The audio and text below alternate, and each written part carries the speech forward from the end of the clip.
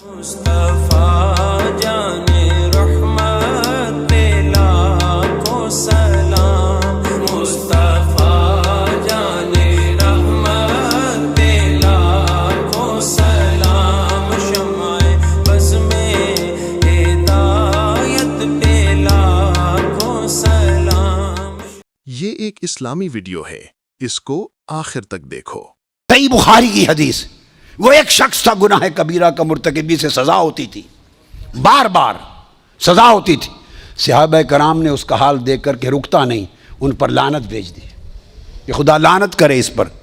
اس کی خطائیں تھیں، کچھ گناہ تھے، سزا پاتا تھا۔ میرے آقا نے اندر آواز سن لی کہ صحابہ اس پر لعنت بھیج رہے ہیں، بیٹھے باہر نکل آئے، فرمایا لا تلعنوا، اس پر لعنت نہ بھیجو، انہ یحب اللہ ورسولہ، وہ مجھ سے محبت کرتا ہے۔ اب محبت کا ہے کہ اللہ اور اس کے رسول سے، وہ تو نافرمانی پر سزا بھگت رہا ہے بار بار، اس کو کوڑے لگتے ہیں۔ پھر کوڑے کھانے کے باوجود آقا فرماتے ہیں کہ محبت کرتا ہے اللہ رسول۔ اللہ کی محبت تو سمجھ میں آ گئی کہ گناہ کر رہا ہے، کوڑے کھا رہا ہے، تو حضور سے محبت کیا ہے؟ یہ صحیح بخاری کی حدیث ہے، اس کی تمام شروع اٹھا کے دیکھیے، اسقلانی کو پڑھیے، عینی کو پڑھیے، دیگر کتب کو پڑھیے، قدماء کو، اور مسلم کے اندر امام قرطبی سے لے کر نیچے تک امام بغوی اور امام نووی اور تمام ائمہ کو، قاضی ایاز تک سب کو پڑھیے، آپ کو پتہ چلے گا وہ جو آقا نے اشارہ کیا کہ اللہ رسول سے محبت کرتا ہے، وہ محبت کیا تھی۔ عمل تو آپ کے سامنے آ گئے، عمل تو آپ کے کہ کوڑے لگ رہے ہیں، جسے دیکھ کر صحابہ نے اس پر لعنت بھیجی۔ حضور نے فرمایا نہیں، خبردار، لعنت نہ بھیجو، اس کے دل میں میری محبت ہے، اللہ رسول کی محبت ہے۔ اب آؤ ذرا ٹریس کرتے ہیں وہ محبت کیا تھی۔ کتب حدیث کی شروع میں آیا ہے، اس کی تفصیل آئی ہے، موطا امام مالک کی شروع میں ہے، شروع ہے بخاری میں ہے، شروع ہے مسلم میں ہے، اٹھا کے دیکھیے اس کے احوال اسماء و رجال کی کتابوں میں۔ اس شخص کی محبت کا یہ تھا، صرف یہ کہ وہ حضور کی مجلس میں بیٹھا رہتا تھا، اور جب دن بھر دیکھتا تھا کہ حضور تھک گئے ہیں، ہر آنے والا اپنے دکھڑے سناتا ہے حضور کو، غم کی باتیں سناتا ہے، حضور سب کا بوجھ اٹھاتے ہیں، اور سارا دن صبح سے شام تک امت اور انسانوں کے دکھوں کے قصے سنتے اور حل فرماتے ہیں۔ جب دیکھتا تھا کہ تھک گئے ہیں، وہ کوئی لطیفہ سنا دیتا تھا تاکہ حضور ہنس پڑے۔ ہائے ہائے ہائے ہائے ہائے، لوگوں اس کو عقد قلبی کہتے ہیں۔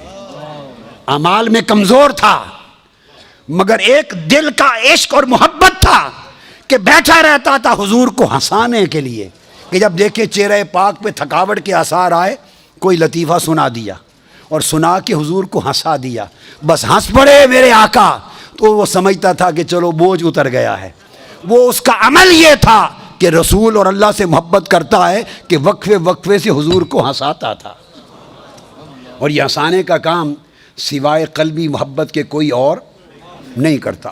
اور دوسری تفصیل اس کے اعمال کی کتب، میں نے کل شروع سینکڑوں کتب کھنگالی اس حدیث کی شرح میں کہ میں تلاش تو کروں اس کی محبت کیا تھی۔ دوسری کل کتاب، کوئی کتاب نہیں چھوڑی میں نے۔ دوسرا سبب نکلا اس کی محبت کا، وہ بھی سن لیجئے۔ باہر جاتا تھا سفر پر کام کاج کے لیے، تو واپس آتے ہوئے آقا علیہ السلام کے لیے شہد اور پنیر لے آتا تھا، شہد اور پنیر لاتا تھا کہ آقا پسند کرتے ہیں، آ کے حضور کو دے دیتا شہد اور پنیر۔ حضور کے ساتھ، اور پیسے اس کے پاس پلے کوئی نہیں ہوتے تھے، تھا کنگال، شہد اور پنیر ادھار لے آتا مگر آقا کو دے دیتا۔ یہ اس کی محبت تھی، جس کو فرمایا انہ یحب اللہ ورسولہ۔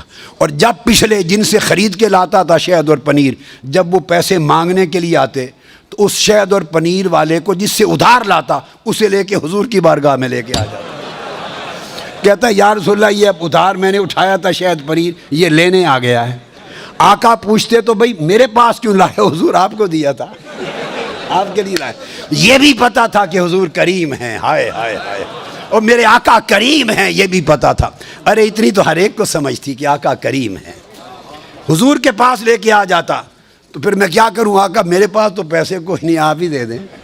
پھر شہد اور پنیر بن مانگے بھی لا دیتا, ادائیگی بھی قرضے کی حضور سے کرواتا. تو حضور اس کے عمل کو دیکھ کے روز ہنس پڑتے. اس طرح کی باتوں سے حضور کو ہنساتا رہتا تھا. اس عمل پر میرے آقا نے فرمایا انہ یحب اللہ ورسولہ. ارے محبت کے کوئی پیمانے ہوتے ہیں؟ ہائے ہائے ہائے, کوئی ناپ تول ہوتا ہے کتنے نفل پڑھتا ہے, کتنے روزے رکھتا ہے, کتنی تلاوت کرتا ہے؟ ارے محبت عقد قلبی ہے. اور رہ گیا بائبل کا لفظ دائیں جانب, وہ ترمذی شریف کی حدیث اٹھا لیجیے, ابو ہریرہ روایت کرتے ہیں ثم اقوم عن یمین العرش, اللہ کی دائیں جانب عرش پر میں کھڑا ہوں گا, اور خلائق میں کوئی ایسا نہیں جو میرے مقام کو پا سکے. اب یہاں بھی ایک تطبیق کر دوں. کوئی کہہ سکتا ہے کہ ایک حدیث میں تو قیام کا ذکر آیا, فرمایا کہ میں کھڑا ہوں گا دائیں جانب, اور میں نے ساری حدیثیں اور روایتیں جلوس کی بیان کر دی کہ کرسی پر بٹھائے جائیں گے. تو کیا حقیقت ہے, قیام ہوگا یا جلوس ہوگا, کھڑے ہوں گے یا بیٹھیں گے کرسی پر؟ دونوں درست ہیں. کیسے؟ اللہ رب العزت کے عرش پہ کرسی پر جلوہ گر ہونے سے پہلے آقا علیہ السلام اپنی مقام ابدیت میں ادب خدا میں کھڑے ہوں گے. ادب الوہیت میں آپ کھڑے ہوں گے کہ خدا کے سامنے خود بیٹھنا یہ شان ابدیت نہیں. ادباً خدا کے حضور کھڑے ہوں گے, کرسی پڑی ہوگی مگر آپ نہیں بیٹھیں گے, کھڑے ہوں گے. جب رب جلوہ گر ہوگا تو اپنی شان ابدیت میں قیام فرما ہوں گے. جب خدا دیکھے گا وہ شان محبوبیت میں فرمائے گا سونا کھڑا نہیں ہونا, بیٹھ جاتے. حضور خود کھڑے ہوں گے, رب بٹھا دے گا. 100 سے زائد مقامات پر اللہ پاک نے یہ پوری, میں نے اس کی تفسیر اپنی کتابوں میں ذکر کیا کہ کس کس باب میں کس کس حکم میں اکٹھا کیا ہے. اللہ پاک فرمایا تلک حدود اللہ ومن یطع اللہ ورسولہ. بس صرف چند نمونے سن لیں کہ قرآن کا عقیدہ کیا ہے, اختتام پھر حدیث اور صحابہ پر کر دیں گے. اللہ اور اللہ کے رسول کی جس نے نافرمانی کی, ومن یعص اللہ ورسولہ فردوہ الی اللہ والرسول. آپ دیکھتے چلے آئیے نمونے کہ خدا کس طرح جوڑتا ہے, ہم پھوڑتے ہیں. وَإِذَا قِيلَ لَهُمْ تَعَالَوْا إِلَىٰ مَا أَنزَلَ اللَّهُ وَإِلَى الرَّسُولِ إِنَّمَا جَزَاءُ الَّذِينَ يُحَارِبُونَ اللَّهَ وَرَسُولَهُ. جو اللہ اور اس کے رسول سے جنگ لڑتے ہیں, جو اللہ اور اس کے رسول کی طرف آتے ہیں, اللہ اور اس کے رسول کی طرف لوٹا دو. جو اللہ اور اس کے رسول کی نافرمانی کرتا ہے, قُلِ الْأَنْفَالُ لِلَّهِ وَالرَّسُولِ, کہہ دو انفال اللہ اور اس کے رسول کے لیے ہیں. وَأَطِیعُوا اللَّهَ وَرَسُولَهُ ذَلِكَ بِأَنَّهُمْ شَاقُّوا اللَّهَ وَرَسُولَهُ. یہ اس لیے عذاب ہے کہ اللہ اور اس کے رسول کی نافرمانی کی. استجیبوا للہ وللرسول, اللہ اور اس کے رسول کی بات پر لبیک کہو. براۃ من اللہ ورسولہ, اذان من اللہ ورسولہ, لا یحرمون ما حرم اللہ ورسولہ ولو انہم ردوا ما آتاہم اللہ ورسولہ سیؤتینا اللہ من فضلہ ورسولہ ومن یحادد اللہ ورسولہ وَيُطِيعُونَ اللَّهَ وَرَسُولَهُ وَمَا نَقَمُوا إِلَّا أَنْ أَغْنَاهُمُ اللَّهُ وَرَسُولُهُ وَكَذَبُوا اللَّهَ وَرَسُولُهُ إِذَا دُعُوا إِلَى اللَّهِ وَرَسُولِهِ. الغرض قرآن کو وَإِنَّ الَّذِينَ يُؤْذُونَ اللَّهَ وَرَسُولَهُ. مجھے بتائیے, اللہ کہتا ہے جو اللہ اور اس کے رسول کو اذیت دیتے ہیں, اللہ کا کوئی جسم ہے جس کو اذیت دی جائے گی؟ اللہ کو کاہے کی اذیت؟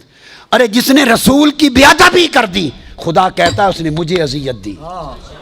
لا تقدموا بین یدی اللہ ورسولہ, اللہ رسول سے آگے نہ بڑھا کرو. بھلا اللہ سے آگے کون بڑھ سکتا ہے؟ کسی نے اللہ سے پہلے روزے رکھے تھے, یہ شان نزول ہے. اللہ کے کلام سے پہلے کلام کیا تھا. بعض لوگ حضور کے بولنے سے پہلے بورڈ پڑھتے تھے صلی اللہ علیہ وسلم. رمضان کے روزے سے پہلے, حضور کے روزے سے پہلے روزہ رکھ لیا کسی نے. عید الاضحیٰ کے دن آقا کی قربانی دینے سے پہلے قربانی دی. ارے تقدم فعل رسول پر تھا, حضور سے پہلے عمل کر دیا. رب نے جدا کر کے نہیں کہا کہ میرے مصطفیٰ پر پہل نہ کرو, کہا نہیں مجھ پر اور میرے مصطفیٰ پر پہل نہ کرو. خدا نے مصطفیٰ کو اس طرح جوڑا ہے اپنی ذات سے کہ کبھی الگ چھوڑا ہی نہیں ہے. اور اب جوڑ کے ذکر کرے تو آپ کو وہم ہو جاتا ہے کہ ملا دیا. ارے کیا ملایا اس نے ہے یا میں نے؟ کس نے ملایا ہے؟ وہ جدا ہی نہیں کرتا. اور وہ کہتا ہے جو جدا کرے وہ لتؤمنوا باللہ ورسولہ ان الذین یحادون اللہ ورسولہ ذالک بانہم ذالک بشاق اللہ ورسولہ وللہ العزۃ ولرسولہ ولا تقدموا بین یدی اللہ ورسولہ. مقصد بات کا یہ کہ اللہ کے ہاں تو قاعدہ یہ ہے کہ اس نے تو کوئی مقام ایسا نہیں رکھا سوائے عبادت کے، سوائے عبادت رسول کے لیے نہیں، باقی اس نے ہر حق میں محبوب کو شامل کر لیا ہے، محبت میں، ادب میں، رفاقت میں، بیعت میں، اطاعت میں، قربت میں، رضا میں، عطا میں، غنا میں، ہر شے میں شریک کر لیا اپنے ساتھ اللہ رب العزت نے۔ اور یہ تو اور اس سے بڑھ کر ایک خاص مقام میں قرآن کا مقام مصطفیٰ سمجھنے کے لیے بیان کروں، 7 آیتیں قرآن میں ایسی ہیں، کتنی؟ جہاں اللہ رب العزت نے اپنا اور اپنے محبوب کا ذکر کیا ہے، 2 کا ذکر کیا اور ضمیر واحد کی استعمال کی، 2 کا ذکر کیا اور انہیں نہیں کہا، اسے کہا، وَمَن يَعْصِ اللَّهَ وَرَسُولَهُ وَيَتَعَدَّ حُدُودَهُ يُدْخِلْهُ نَارًا خَالِدًا فِيهَا، کہ جو اللہ اور اس کے رسول کی نافرمانی کرے اور اس کی حدود کو توڑے۔ ائمہ تفسیر لکھتے ہیں کہ ذکر 2 کا ہے، اللہ اور اس کے رسول کی نافرمانی، تو کہنا چاہیے تھا وَيَتَعَدَّ حُدُودَهُمَا، تثنیہ کا صیغہ، ان دونوں کی حدود کو توڑے، نہیں، دونوں کا ذکر کر کے حدودہ میں ضمیر واحد کی استعمال کی، وہ تو ضمیر بھی ایک کر دیتا ہے 2 کا ذکر کر کے، اور تثنیہ کی نہیں یوز کرتا۔ اسی طرح قرآن مجید کی دوسری آیت فرمایا یا ایھا الذین آمنوا اطیعوا اللہ ورسولہ ولا تولوا عنہ وانتم تسمعون، انفال، اے ایمان والو اللہ اور اس کے رسول کی اطاعت کرو اور اس سے منہ نہ پھیرو۔ اب اس سے مراد کون ہے؟ جانتے پھر اس نے یہ عقیدہ سمجھایا، اللہ اور اس کے رسول کی اطاعت کرو، اور انہو نہیں فرمایا انہما کہ دونوں سے منہ نہ پھیرو، نے فرمایا انہو اس سے منہ نہ پھیرو، ثابت کرنے کے لیے کہ جس کا چہرہ مصطفیٰ سے پھر گیا وہ خدا سے پھر گیا۔ خدا اور مصطفیٰ کا رخ ایک ہے۔ وَلَمْ يَقُلْ عَنْهُمَا، امام قرطبی فرماتے ہیں یہ کوئی میری ایجاد نہیں ہے، ائمہ یہ عقیدہ دیتے رہے کہ انہما تثنیہ 2 کی بات نہیں کی، 2 کا ذکر کیا اور بات 1 کی۔ سبحان اللہ۔ اسی طرح فرمایا یا ایھا الذین آمنوا استجیبوا للہ وللرسول اذا دعاکم لما یحییکم، جب اللہ اور اللہ کا رسول تمہیں بلائے، اذا دعاکم، اللہ اور اللہ کا رسول، تو چاہیے تھا لغت کے حساب سے کہ کہا جاتا اذا دعواکم، اللہ اور اس کے رسول دونوں تمہیں بلائیں، when they call you, they invite you، ذکر کرتا ہے کہ اللہ and his prophet when he calls you، وہ تو دے ہٹا دیتا ہے، وہ 2 کو 1 کر دیتا ہے،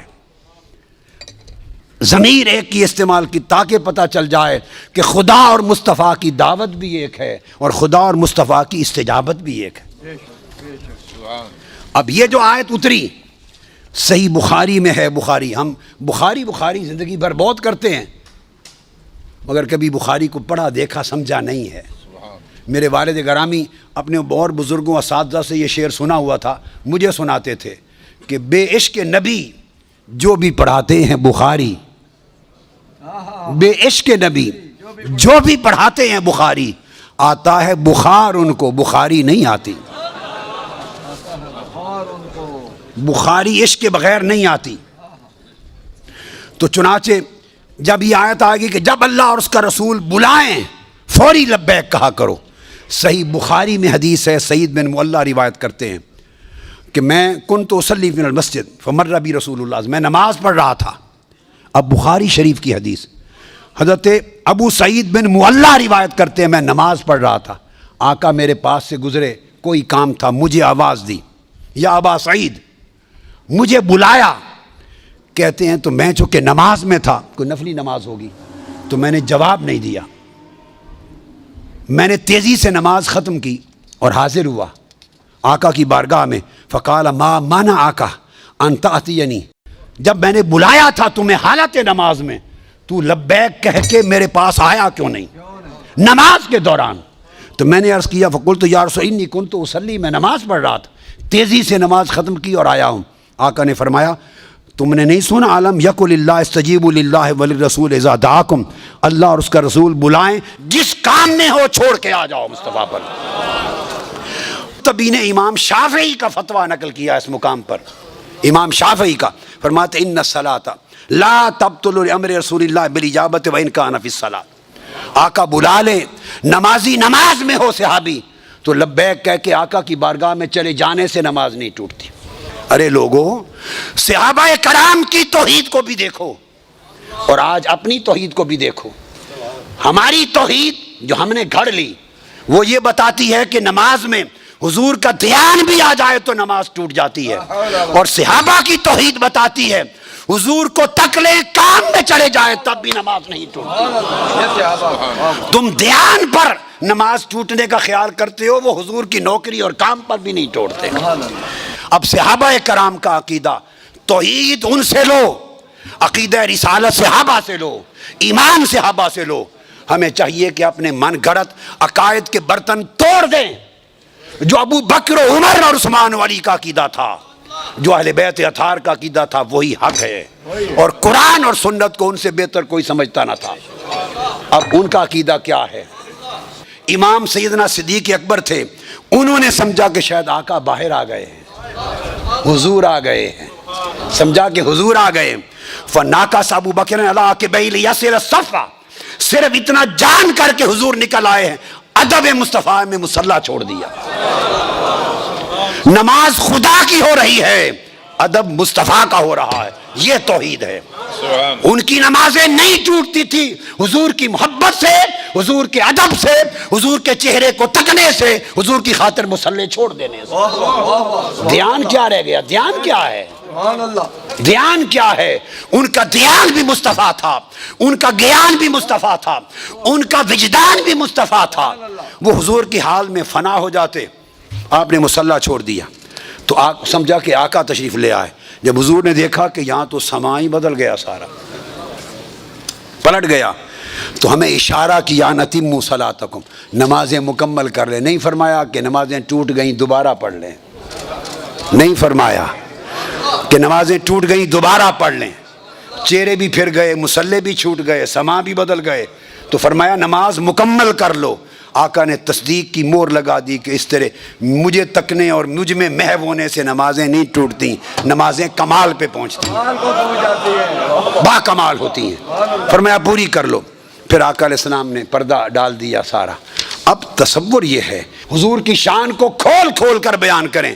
میں آپ کو پیمانہ دے رہا ہوں، سارے ہی اچھے ہیں، میں تو سب سے ماڑا ہوں، مگر یہ جاننے کے لیے کہ کس کا عقیدہ صحیح کس کا غلط، کون حضور کا وفادار اور کون تاجدار کائنات کا غدار، کس کی قبر اور آخرت میں بخشش ہوگی اور کون زنجیروں میں جکڑا جائے گا، یہ جاننا ہو تو دیکھا کریں کہ حدیث مصطفیٰ کی کتب سے چن چن کے حضور کی شانوں کی حدیثیں کون بیان کرتا ہے اور کون عمر پر خطاب کرتا ہے اور چھپا جاتا ہے۔ اگر کوئی غلام ہے تو آقا کی شان بیان کرتے کرتے تھکے گا نہیں، اور جو یہ حدیث عمر پر آپ کو نہیں سناتا، یہ نہیں اس نے پڑھی نہیں، میں نے کوئی نئی بخاری نہیں بنا لی، کوئی صحیح مسلم نئی میرے مطبع سے نہیں چھپی، بھئی یہ ساری دنیا میں وہی بخاری و مسلم ہے۔ اگر کوئی نہیں بناتا نمازیوں کو تو سوال سوچنے والا ہے کیوں نہیں بتاتا؟ مقام مصطفیٰ کا عقیدہ صحیح نہیں۔ یا ابا بکر ما مانا کن تثبت زمرت، کیوں نہیں میرے حکم کی تعمیل کی؟ فقال ابو بکر ما کان لابن ابی قحافہ ان یصلی بین یدی رسول اللہ، آقا ابو قحافہ کے بیٹے کی کیا مجال کہ سرکار پیچھے کھڑے ہو اور میں پشت کر کے آگے کھڑا رہوں؟ ارے نماز خدا کی ہے، ادب مصطفیٰ کا ہے، یہ ہے عقیدہ، یہ ہے مقام مصطفیٰ۔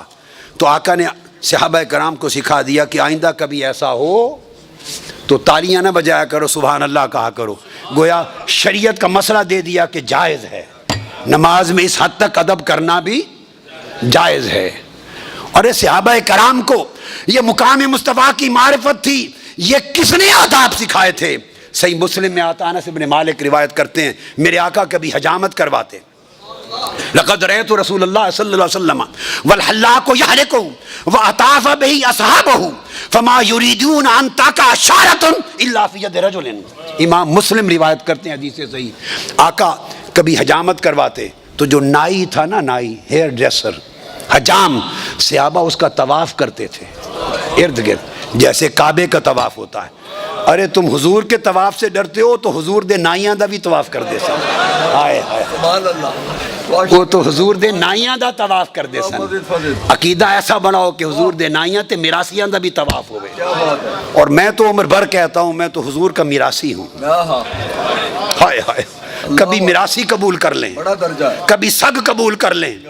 عمر بھر خدا کی قسم عمر بھر جتنی عمر خدمت کی ہے دین کی اور حضور کے گن گائے ہیں، زندگی میں کبھی اس پوری محنت اور کاوش پر لکھا ہے یا بولا ہوں ایک پیسہ بھی کوئی ہدیہ نذرانہ کوئی ایک پیسہ نہیں لیا.